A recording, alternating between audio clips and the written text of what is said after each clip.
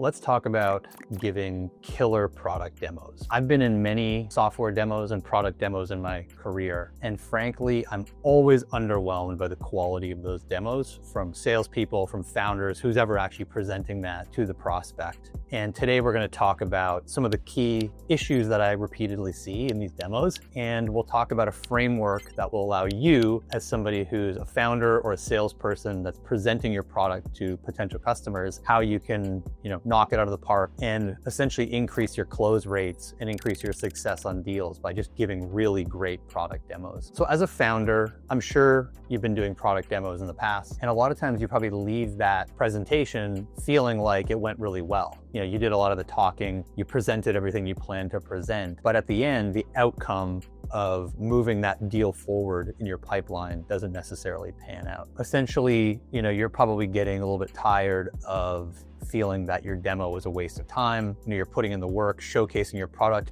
As the founder, you absolutely love your product. You believe it's the best product out there, but that feedback that you're getting from your prospects doesn't reflect that. And it's leading to some frustration. And essentially right now you're looking at, how can I make this demo reflect how I feel about my product so that the prospect will be excited about moving forward. So here's what we're going to learn today. I want to talk about a framework that will allow you to communicate your offering to that prospect in a way that's going to get them excited about the prospects of your offering, and it's going to move your deal in a positive direction towards closing. So who am I? I'm Dave Hanley, a 3-time bootstrapped entrepreneur. I've had 3 companies that have exited, all for 8 figures in terms of valuation. I'm the author of a book that's right behind me here called The Delusional Founder, and it's all about a founder's journey to figuring out that if you build it, they won't necessarily come. That sales is a really important aspect of building a business and making your startup successful and taking your product to market in a way that's going to drive revenue past that critical $10 million ARR point. So in this video, I'm going to break down the key elements of a high converting product demo, right from your preparation through to the demo itself, and then what you do afterwards to make sure that that deal moves forward in your pipeline. So first, let's talk about what's the norm out there. What do I see when I sit in on a product demo from a vendor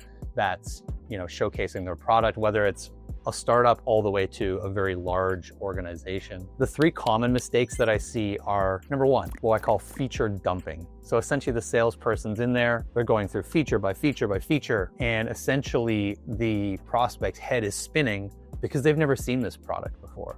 They're confused, they're trying to write things down, take notes, but essentially everything's moving so quickly that they really can't follow, and they really can't relate that product to their business. And I think that's the big missing piece there in terms of that feature-based approach. The prospect can't envision what that product is going to look like in terms of how that works within their company. The second common mistake that I see with salespeople or founders that are presenting a product demo is that they're talking instead of asking. So everybody needs to keep in mind when you're presenting a product, it needs to be interactive. We have to engage the audience. You have to think of it as, an interactive presentation, a 2-way street, so to speak, where yes, you're presenting your product, but you're also validating, your assumptions. You're asking for feedback. You're seeing, hey, how does this resonate with the audience? And confirming that what you're showing actually is striking a chord with them. The third mistake that I often see is at the conclusion of the demo, there's no clear next steps. So basically you finish up, you say,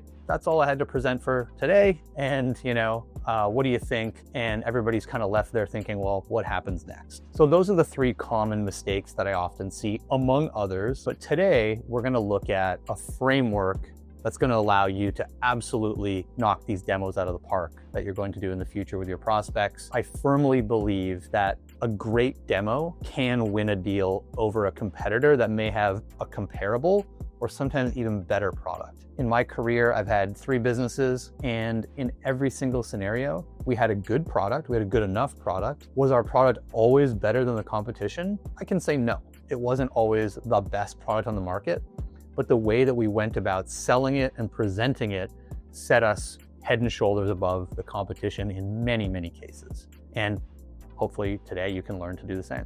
So what does our winning demo framework look like? Let's start by talking about the setup.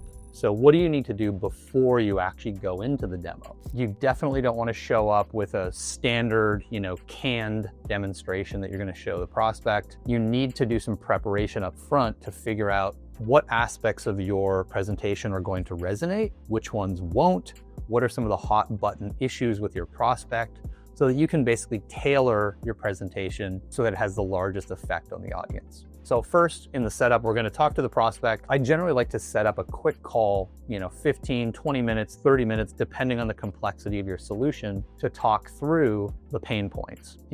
Obviously this prospect is looking at your solution for a reason or multiple reasons. Let's talk about those pain points and the business objectives before we actually jump in. And let's make a note of those, because we're going to come back to those when we actually start the product demo. The other thing to think about when you're talking to the prospect to prepare for the demo is think about things like terminology. So if they call, their customers members, or they have a unique business approach, you definitely want to take that terminology and incorporate it into your presentation. Certainly, as that example, if you use the term customers and they call them members, they should be able to connect the dots. But I find that people aren't super creative, and when they start to hear things that don't mesh with their workflows and their terminology, you start to lose them a little bit. So that's a very small thing, but you need to think about communicating in a way that's going to resonate with your prospect. The other thing I'd like to do during that preparation for the demo is, if possible, you may want to see how many different folks you can actually talk to triangulate the messaging around what the key business objectives and the key pain points are. So for example, if you're dealing with, a VP level business person, they may have specific pain points. Those may differ from what the actual end users are looking for, and that may differ from what the technical folks or the IT folks are looking for. So if possible, you can actually gather feedback from different people that are going to be attending that presentation, just to figure out, what are the different motivations, what are the different pain points, what are the different agendas in the room, so you can kind of be aware of that as you navigate. So that's the setup. Preparation is absolutely key. The other thing you need to do in terms of setup is make sure your system is very well prepared to actually present it. So one of my largest pet peeves when I watch demonstrations of a software product is there's just a bunch of junk. The names of the customers are, AAA, XYZ, a bunch of gobbledygook. Prepare your system as if it was used in an actual setting, so that the customer or the prospect can actually envision this product being used in real life. That means, put some names in there that sound like actual companies. Have data in there that looks real. If you're pulling up a graph or a chart or some sort of business intelligence user interface, it actually looks like real data. So that's something that's absolutely key. And I've seen so many times where companies are presenting a product and it just doesn't look good because they haven't prepared it with the appropriate data that will actually look like a real business environment. So that's the setup, and that's really setting yourself up for success prior to doing the demo itself. So let's say now we get into the next stage, which is you're actually sitting in the room, either in person or virtually, with that prospect. Now, what do you do to kick off the presentation? The one thing I would definitely say not to do is show 36 slides about your business, about the background and the history. Keep in mind, this prospect is thinking, what can this product and this potential partner do for us? They don't care that your company was founded in 1997 and your leadership team has 76 years of experience in the industry. Not super relevant to what you can do for that prospect. You need to think about them and what you can actually do for that company in terms of helping them reduce their pain points and help them achieve their business objectives. So as a very simple framework, what I recommend in terms of a kickoff for the demonstration is a very brief overview of here's our company, here's our value proposition, and here's why we exist as a company. Very simple, keeping in mind that that value proposition needs to be very succinct, very rock solid, and needs to focus on the outcomes that you provide for your customer. Next, I like to show some level of social proof to say, this is what we do as a company. And the next slide in your very brief intro presentation will be a bunch of logos showing, and these are some of the companies that we've helped in a way that we think we can help you. And that is something that's very powerful. And what that allows the prospect to do is envision themselves being on that list of great company logos as your customer. The other thing that it does is it produces a little bit of FOMO. And in that case, I like to highlight, say, hey, this is, you're a company in this specific industry. Some of the notable companies that we've helped in the past are, this one, and this one, and that gets their competitive juices flowing sometimes if those are competitors where they're thinking, well, I need to figure out what are those competing companies doing that we should maybe be doing. There's nothing more powerful than that social proof aspect, but also kind of tugging on that FOMO aspect of saying, hey, we want to be on that list of companies as well. That's being a leader in this type of product or this type of technology or this type of initiative. The other key piece to the kickoff of the actual demo is probably the most important. In the room with everybody that's attending the presentation, you can talk through, okay, these are the companies that we've helped, and these are the typical problems that these companies have, and this is why they engage with us as a partner. And what I like to do in that scenario is I actually make a list of those problems. And I say, here's the typical 6 problems that we help people solve. And I can refer back to my preparation and say, from speaking to your team, what I've gathered is that these 4 are at the top of your priority list, and confirm that with the attendees in the room. What you're going to get many times is somebody saying, yep, that's correct. As we discussed before, those 4 out of the 6 are definitely priorities for us. But what I've definitely seen several times is you're sitting in the room, somebody else is new in the room,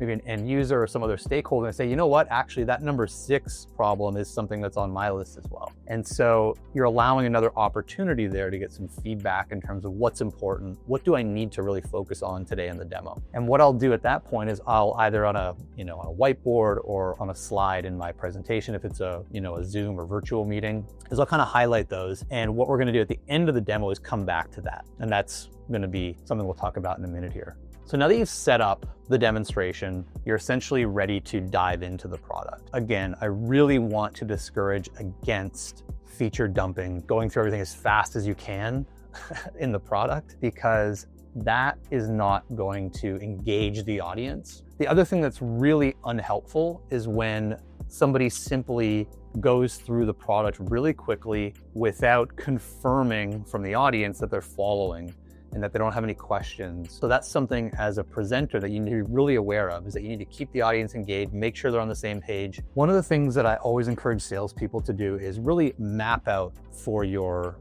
viewers of the demonstration where you're going in advance of going there. So for example, you log into the product, you then say to the audience, okay, well now I've logged in as, the administrator of the platform. Now I'm going to go into the admin module to show you X, Y, and Z, as opposed to just logging in, clicking on something and expecting them to follow. Keep in mind, you see this product every day. You're an expert. These people who are watching have never seen it before at all. And we all know how difficult it is to learn new software platforms, new tools. You really need to guide them through step by step and really lay out that roadmap as you navigate the system. So be very cognizant of that, because people can get lost really easily. The next thing you're trying to do as you navigate through the system is really give the folks in attendance kind of what I call a day in the life with your product. So you can essentially lay it out in more of a story format. You say, okay, now I'm logging in as a customer service representative, and I've got a customer on the phone and I want to pull up this type of information.